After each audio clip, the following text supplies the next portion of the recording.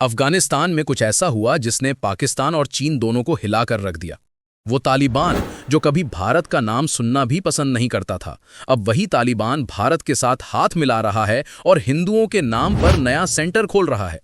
नाम है Afghan Hindu research centre. अब सवाल उठता है, आखिर तालिबान जैसे संगठन को भारत की इतनी जरूरत क्यों पड़ी? कुछ महीने पहले काबुल में एक मीटिंग हुई।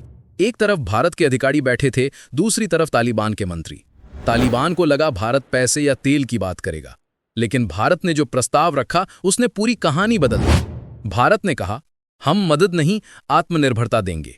काबुल में बनेगा अफगान हिंदू रिसर्च सेंटर, जहां भारत अफगान किसानों को नई खेती तकनीक सिखाएगा, मिट्टी की जांच करेगा और बंजर जमीन को फिर से उपजाऊ बनाएगा।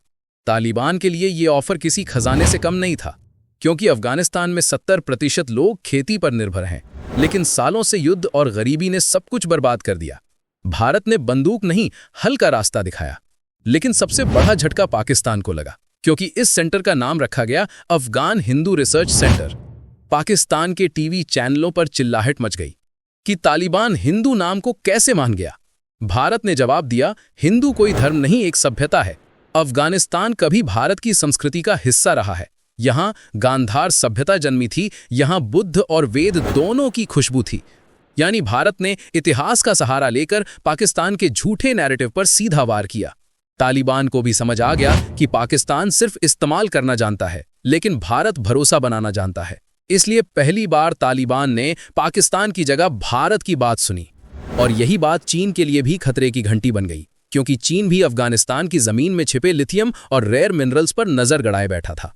अब अगर तालिबान भारत की तरफ झुक गया तो चीन का पूरा प्लान चौपट हो जाएगा। तालिबान जानता है चीन सड़कें बनाता है, लेकिन साथ में खदानें भी ले जाता है। वहीं भारत सिखाता है कि कैसे जमीन से सोना उगाया जाए। यही फर्क पाकिस्तान और चीन को बेचैन कर रहा है। भारत ने अफगानिस्तान को बंदूक नहीं दी, बल्कि एक उम्मीद दी। जब वहां के सूखे खेतों में भारत की तकनीक से फसल लहराएगी, भारत ने लिथियम नहीं, गेहूं की बात की, बंदूक नहीं, हल की बात की। और जब अफगानिस्तान के खेत भारत की तकनीक से हरे भरे होंगे, तो दुनिया देखेगी कि दिल जीतने की ताकत सिर्फ भारत के पास है, डराने की नहीं। तालिबान ने हिंदुओं के नाम से जो दरवाजा खोला है, वो दक्षिण एशिया की राजनीति का नया अध्याय शुरू कर रहा है। पाकिस्तान और चीन जितना भी शोर मचाएं, भारत ने अफगानिस्तान में दोस्ती का बीज बो दिया है, जो आने वाले सालों में पूरी फसल बनकर उगेगा। तो दोस्तों, क्या आपको लगता है कि तालिबान का ये कदम पाकिस्तान और चीन दोनों के लिए सबसे बड़ा झटका है? अपनी राय नीचे कमेंट में जरूर बताएं। वीडियो पसंद आया हो तो लाइक करें, शेयर करें और चैनल को सब्सक्राइब करना ना भूलें।